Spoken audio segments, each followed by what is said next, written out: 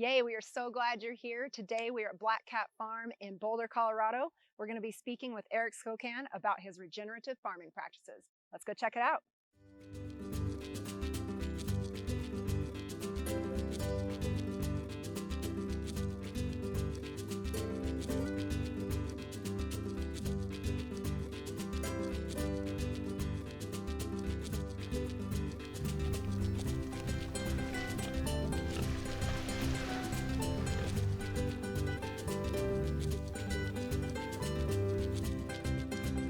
So we'd love to know what kind of got you into all of this with how you farm and Black Cat and everything. Well, I started as a chef, fine dining restaurant, making souffles and both literal souffles and then metaphorical souffles, right? And I would come up with a new dish. I would think through a new dish to put on the menu, and I'd sketch it all out in this creative process, and then I would get all the ingredients, and invariably, I'd have all these like hopes, like this dish is going to be amazing, and then I'd get the produce in and open up the boxes, and it was so deflating. It was like air hissing. The excitement would hiss out of me like, oh, right, and because it wasn't looking vibrant. Right, it's not alive anymore. It's right. When food goes through the national distribution system, it's weeks and weeks old before it arrives at your door, or at the grocery store, or for a restaurant, for a chef, and that was a bummer. So then I started going to the farmers market, and that helped a lot. But the farmers at the farmers market, are growing for all of their consumers, all of their customers, not just me.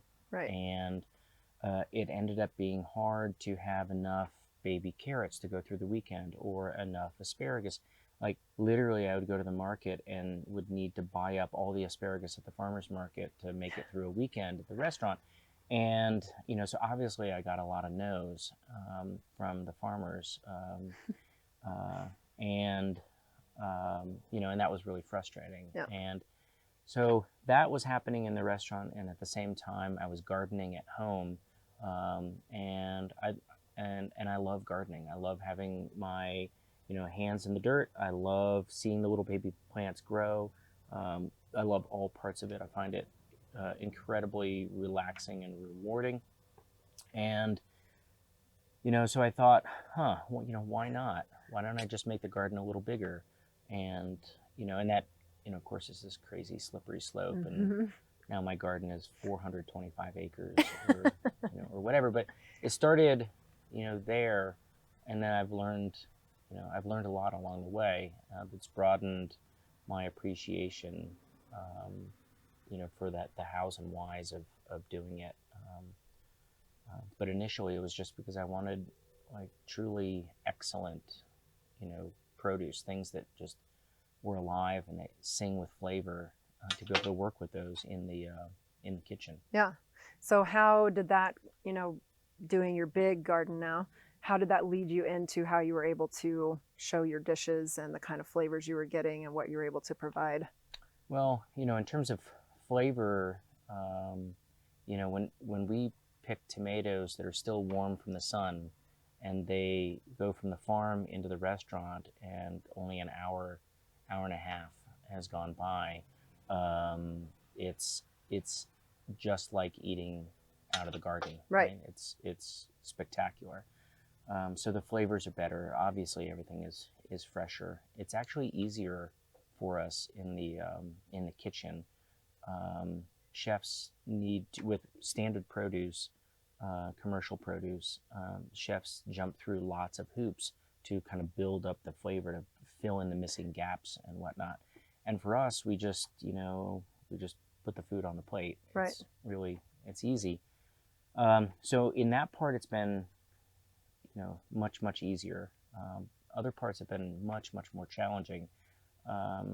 We have to change the menu every single day. Yep. At the restaurant based on what we're harvesting today. You know, oh, you thought you were going to have an arugula salad? Sorry, we don't have any more arugula at the farm. You know, blah blah blah. So now we have to think on the fly Right. and make the changes, which was daunting in the first several years. And now that we've been doing it more than a decade, it's kind of the way things are. Right. Right. We've created our own reality where, you know, change happens every day, and in the end, the restaurant menus, the dishes are dynamic and delicious. That's one constant that runs through Right. everything, even though The dishes change and ingredients change, that's right. but always flavorful and amazing. That's So right. that leads us into how do those different veggies and everything get that kind of flavor, and the meat and everything. So in terms Well, of farming philosophy. right. When I first started gardening, it was really easy to be able to work on soil and you know, add lots of amendments into the soil and compost and whatnot. And because everything was, you know, relatively small and whatnot, when I transitioned up into farming in that first year, you know, we'd taken over a brand new field and the soil quality was horrible.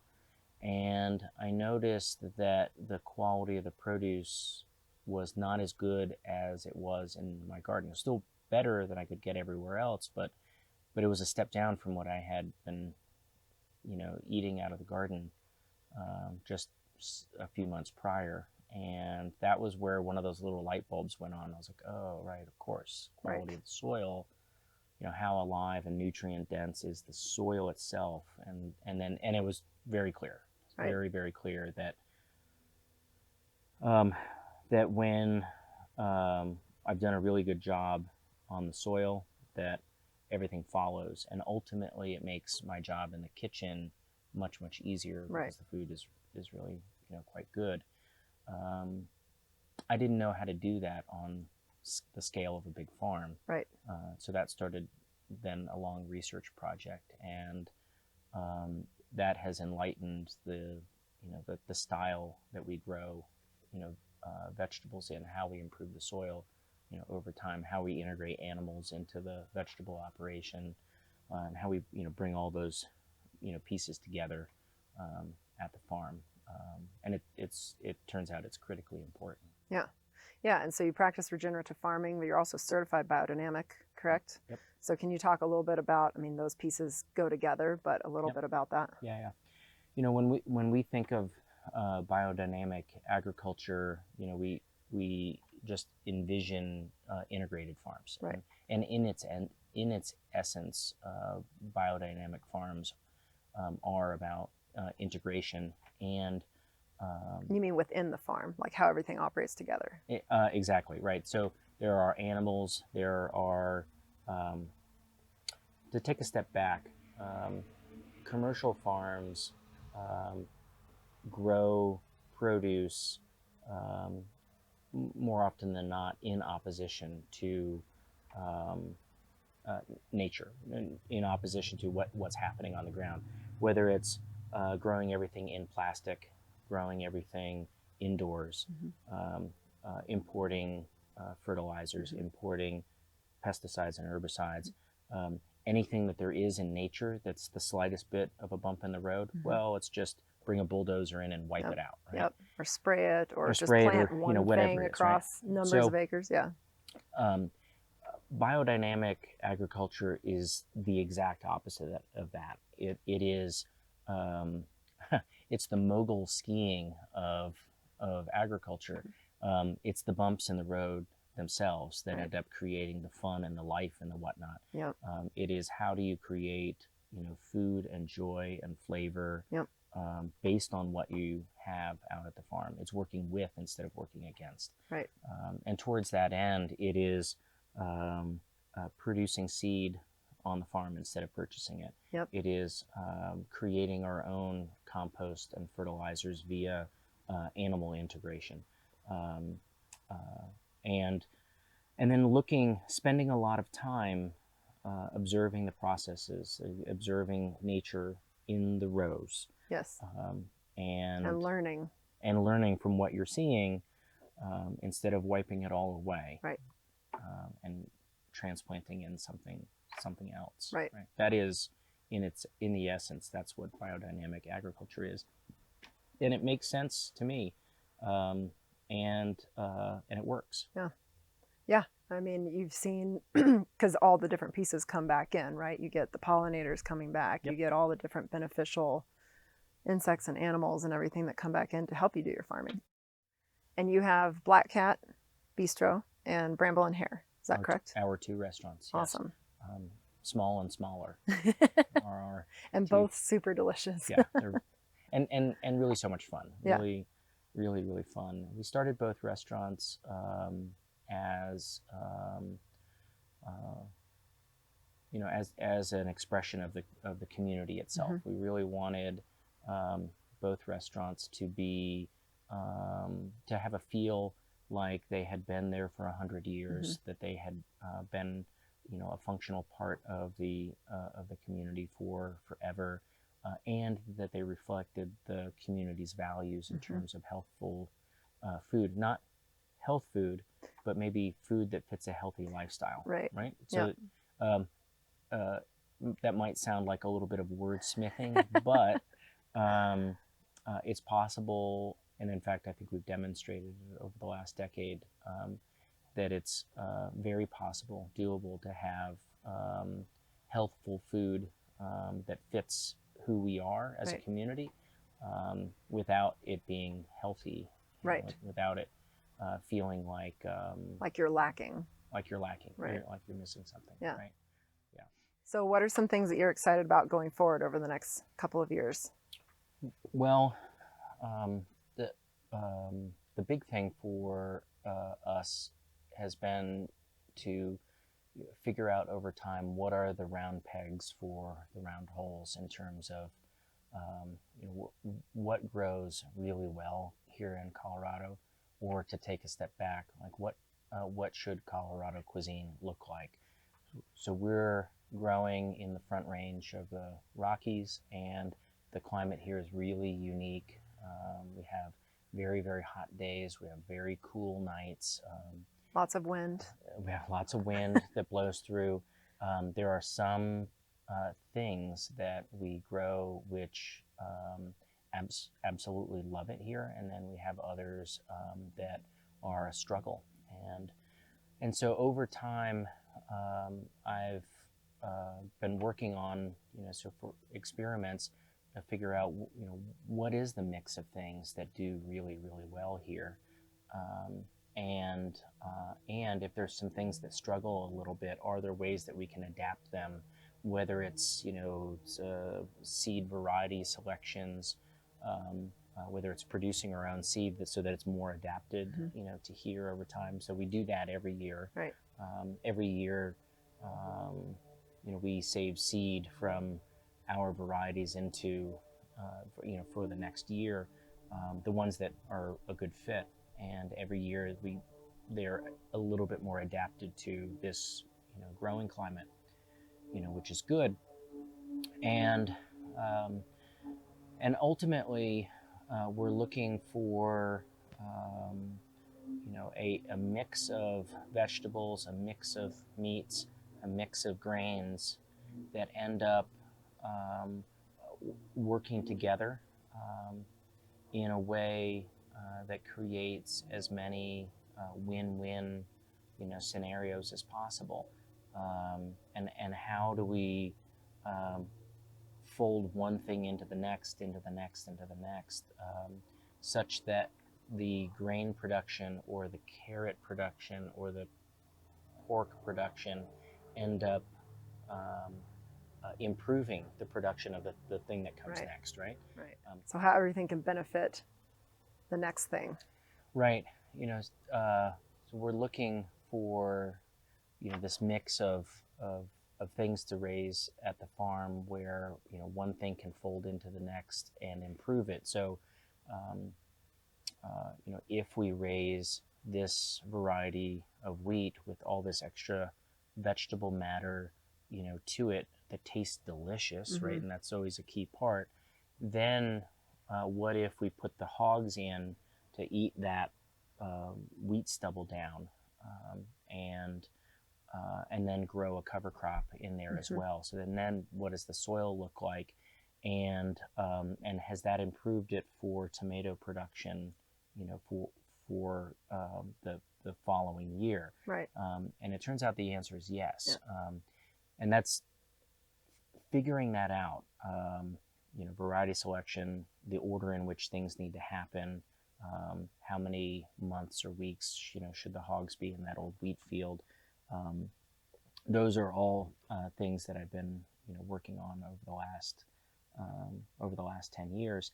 And then there are some new things that come in that I'm really excited about. Kernza, Yes. for example, which is a perennial wheat. Can we grow wheat, bake loaves of bread in the restaurant with a wheat that's a perennial in a polyculture? And by polyculture, you mean? A polyculture is where you're growing multiple different species in the same field at the same time. And it's more often than not, you end up with conflicts between different plants. They're all battling for the same water, nutrients, and sunlight. But there are some times when you can find complementary mixes, and Kernza and legume plants, whether that's fava beans or alfalfa or clover or whatever, seem to be able to grow alongside of each other and improve each other. Yeah. Over time. And that I've never done that before. So we have our test field going, which is really exciting. Nice. To see how that's working as well. Awesome. Yeah. Cool. Just a couple more questions. I just want to know, what is your idea of the future of food and how that might be involved with the future of the planet? Do you have ideas on that? Well, I think the future of food is bringing together the needs of the consumers, the needs of the soil, the financial needs of the farmers, the needs of the communities themselves, yep, together in a new way that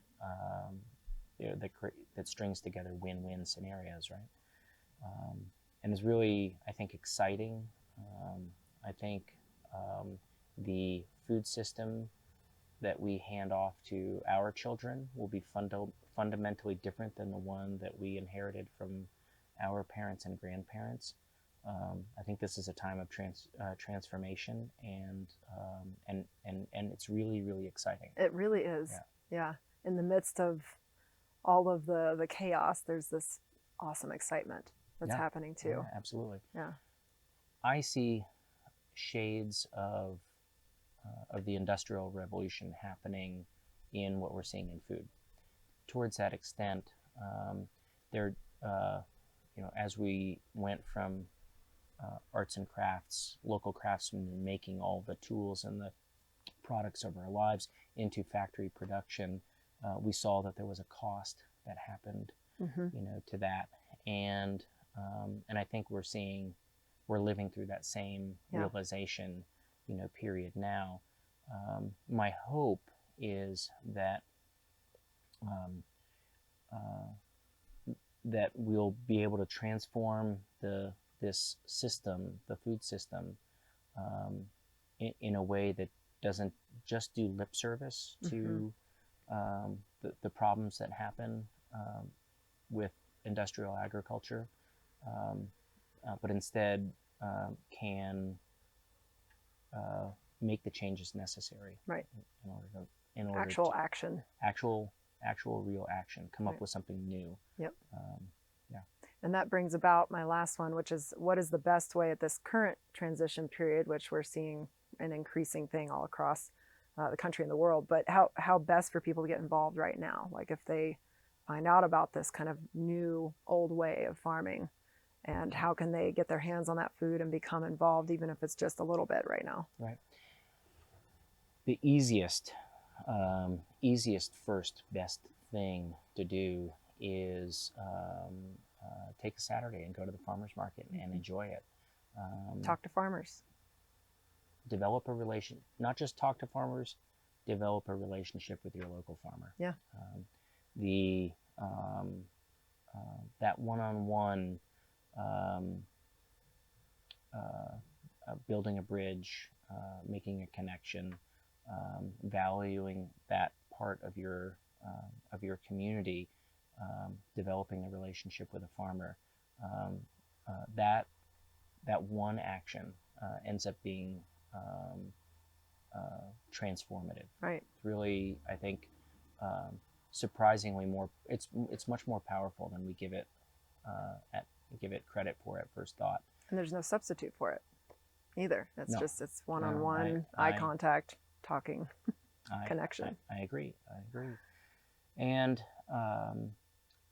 then from that point forward, it is taking the time to search through for companies and products that